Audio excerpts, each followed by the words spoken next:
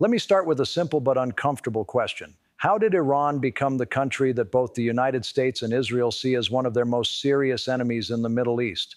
This wasn't sudden, it wasn't emotional, and it certainly wasn't accidental. This story has been building for more than 4 decades, layer by layer, war by war, decision by decision. And today, we are at a point where many analysts quietly ask a dangerous question behind closed doors. If the US and Israel decide to strike Iran together, could they actually defeat Iran easily? To understand that, we have to go back in time.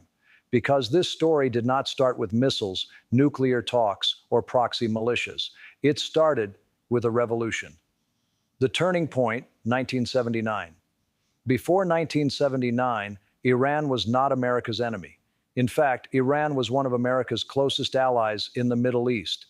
The Shah of Iran was backed by Washington. Iran bought American weapons. US intelligence worked closely with Tehran. And Israel? Israel and Iran had quiet but very real cooperation. Then came the Islamic Revolution. Ayatollah Khomeini came to power, and overnight, Iran's foreign policy flipped upside down. America was no longer a partner. It became the Great Satan. Israel was no longer a distant state. It became the illegitimate Zionist regime. This wasn't just political language. It became a core part of Iran's identity. From that point forward, Iran's leadership believed something very specific. If Israel and American influence dominate the Middle East, Iran will never be secure. So Iran didn't just oppose Israel and the US. It built an entire regional strategy around countering them. Israel's view: why Iran became the ultimate threat. From Israel's perspective, the danger from Iran is not like the danger from Hamas or Hezbollah. Hamas is close, Hezbollah is armed, but Iran is different. Iran is the brain behind both. Israel sees Iran as the architect of a long-term plan to surround Israel from every direction. Look at the map. Hezbollah in Lebanon to the north, militias in Syria to the northeast, Hamas and Islamic Jihad in Gaza to the south, Iranian influence growing in Iraq, Houthis in Yemen, threatening Red Sea shipping routes. Israel doesn't see these as separate problems. Israel sees them as pieces of one puzzle designed in Tehran. And here is the part that truly worries Israeli planners. Iran does not need to attack Israel directly. It can fight Israel without ever crossing its own borders. That is what makes Iran uniquely dangerous in Israel's eyes: the nuclear fear.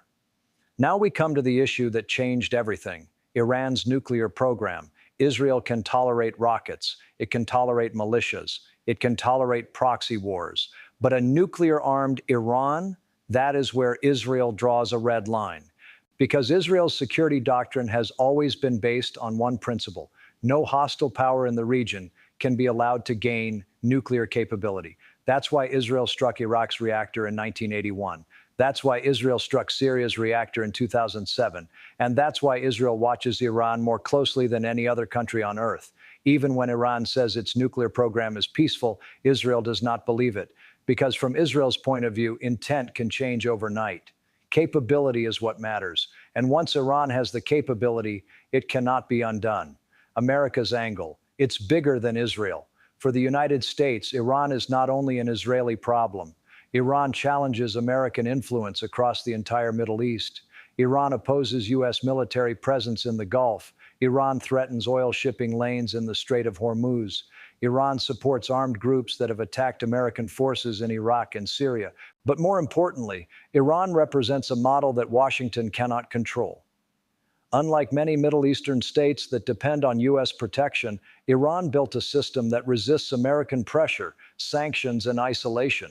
And over time, something surprising happened. Iran didn't collapse under sanctions. It adapted. It built regional networks. It deepened ties with Russia and China. It became more self-reliant militarily. So from Washington's perspective, Iran is not just a regional nuisance. It's a long-term strategic challenger, the silent war that already exists. Here's something many people don't realize. Iran, Israel, and the United States are already in a war. It's just not a declared one. Cyber attacks, airstrikes in Syria, assassinations of scientists, attacks on oil tankers, drone warfare through proxies. This shadow conflict has been going on for years, and each side is careful not to cross the line into full-scale war. But the line is getting thinner. every year, every incident, every escalation. Why Israel feels time is running out. Israeli officials rarely say this publicly, but privately many believe something critical. The longer Iran is left alone, the stronger it becomes. Stronger missiles, stronger proxy forces, stronger regional influence, more advanced nuclear knowledge. And from Israel's perspective, waiting only makes a future conflict harder and more dangerous. That's why Israel has repeatedly signaled that it is willing to act alone if necessary. Because for Israel, this is not about politics, it's about survival. If war starts today, would it be easy? This is where the real debate begins. Many people assume that if the US and Israel attack Iran, it would be quick and decisive. After all, the US has the world's most powerful military. Israel has one of the most advanced air forces and intelligence systems. But Iran is not Iraq. Iran is not Libya. Iran is not Syria. Iran is geographically huge, mountainous, difficult to invade, militarily prepared for asymmetric war. Iran has spent decades preparing for exactly this scenario, not to win a conventional war, but to make any war unbearably costly, and that changes the equation completely. Iran's real strategy, not winning but punishing. Iran knows it cannot defeat the US in open battle, so it built a strategy around something else. If attacked, Iran will not try to defend only its territory. It will set the entire region on fire. Hezbollah rockets from Lebanon, militias targeting US bases in Iraq and Syria, Houthis disrupting Red Sea trade, Strait of Hormuz shipping chaos. Oil prices would surge, global markets would panic, regional governments would be dragged in.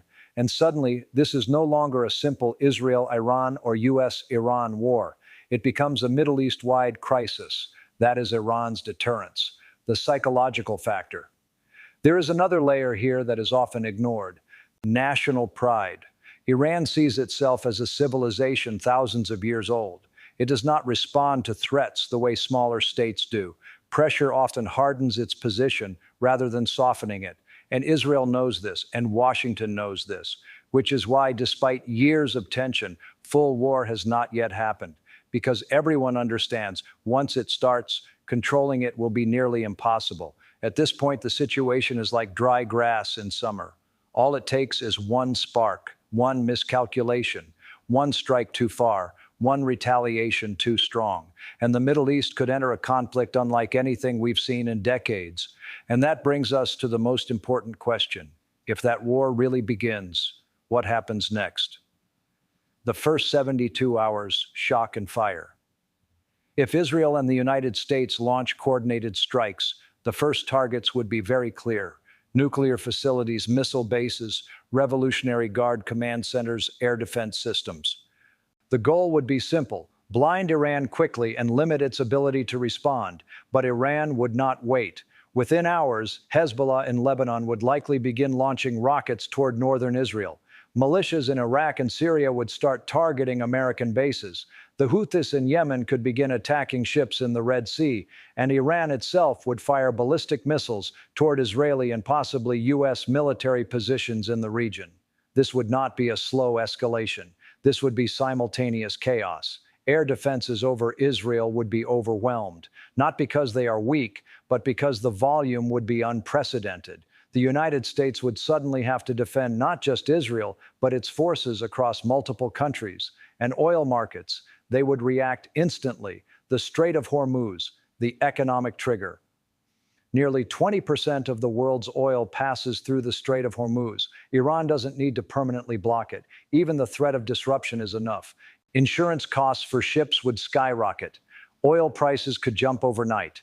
Stock markets would drop in panic. Countries far from the Middle East, Europe, Asia, even parts of Africa, would feel the economic shock within days. Fuel prices rise. Transportation costs rise. Food prices rise. This is how a regional war becomes a global economic event, and that is exactly the kind of leverage Iran is prepared for. The war Israel fears most, the northern front for Israel. The most dangerous part of this war would not be Iran directly. It would be Hezbollah. Hezbollah has tens of thousands of rockets and precision missiles. Unlike Gaza, this would be a sustained, heavy barrage on major Israeli cities and infrastructure, power plants, airports, military bases. Israel would be forced into a large-scale ground and air campaign in Lebanon, while also dealing with threats from Gaza and possibly Syria. This is the multi-front war Israeli planners have feared for years. And in this scenario, it becomes reality. America's dilemma. For the United States, the problem would not be striking Iran, it would be managing the consequences. U.S. bases in Iraq, Syria, Qatar, Bahrain, Kuwait, all within range of Iranian or proxy attacks. American troops suddenly under constant threat. Washington would face a difficult choice: escalate further and hit Iran harder, or try to contain the situation before it spreads beyond control. And this is where politics meets military reality, because once American soldiers start taking casualties, public pressure inside the U.S. changes quickly. Iran's internal situation.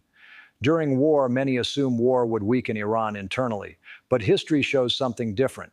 External attacks often unite Iranian society behind its leadership. Nationalism becomes stronger than political differences.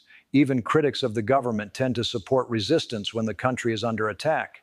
So instead of collapsing, Iran could become more determined. And the longer the war drags on, the more unpredictable the situation becomes. What happens to the economies? Now let's talk about the part rarely discussed in military analysis. What happens after the bombs fall? Iran's economy. Iran is already under heavy sanctions. War would damage infrastructure, oil facilities, transport networks, but Iran's economy has adapted to surviving under pressure. It would suffer deeply, but it would not disappear.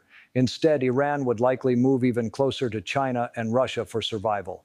A wartime economy, a resistance economy, hardship, yes, collapse, unlikely. Israel's economy. Israel's economy is modern, globalized, tech-driven, and extremely sensitive to instability. Prolonged missile attacks, mobilization of reserves, damage to infrastructure. This would hit Israel's economy hard. Foreign investment slows, air travel stops, business operations disrupted. Israel can fight wars, it has before, but a long multi-front war with Iran-backed forces would be economically painful in ways not seen before. The power game behind the scenes. While missiles fly, other powers would be watching very carefully. Russia would benefit from rising oil prices and U.S. distraction. China would call for calm publicly, but quietly secure energy deals with Iran. Gulf countries would be terrified of being dragged into the conflict. No one wants this war, but many would try to take advantage of it. This is how global geopolitics silently moves during regional wars. 3 possible future scenarios. Now the most important part: where could this lead? Scenario 1, short, violent, contained heavy strikes, heavy retaliation. But within weeks, international pressure forces a ceasefire. Damage is severe, but the war does not expand further. Tension remains high for years. Scenario 2, regional wildfire. Hezbollah, Iraq militias, Yemen, Syria, all fully involved. Israel fighting on multiple fronts. U.S. deeply engaged. Oil crisis spreads globally. Months of conflict. Severe regional destabilization. Scenario 3, the most dangerous outcome. Iran accelerates its nuclear program after the war, believing it now must obtain a nuclear deterrent. Israel becomes even more aggressive in prevention. The region enters a permanent cycle of brinkmanship. Not peace, not war, but a constant edge of both. The human cost that often gets ignored. Behind all the strategy, there are ordinary people, families in northern Israel living under sirens, civilians in Lebanon caught between Hezbollah and Israeli airstrikes, Iranian families facing shortages, blackouts, and fear, American soldiers far from home under constant threat. Wars are discussed in maps and missiles, but lived in kitchens, hospitals, and shelters. And this war would be felt by millions who never chose it. The big question. So here we are, a situation where Israel believes waiting makes Iran more dangerous. Iran believes resistance is the only way to survive. The United States wants to prevent escalation, but also contain Iran. Everyone is preparing. No one wants to be the first to start, but everyone is ready if it starts. And that is what makes this moment in history so tense, because sometimes wars don't begin because someone wants them. They begin because everyone believes they cannot afford to back down. And the real question is not who would win. The real question is, after such a war, Would the Middle East ever be the same again?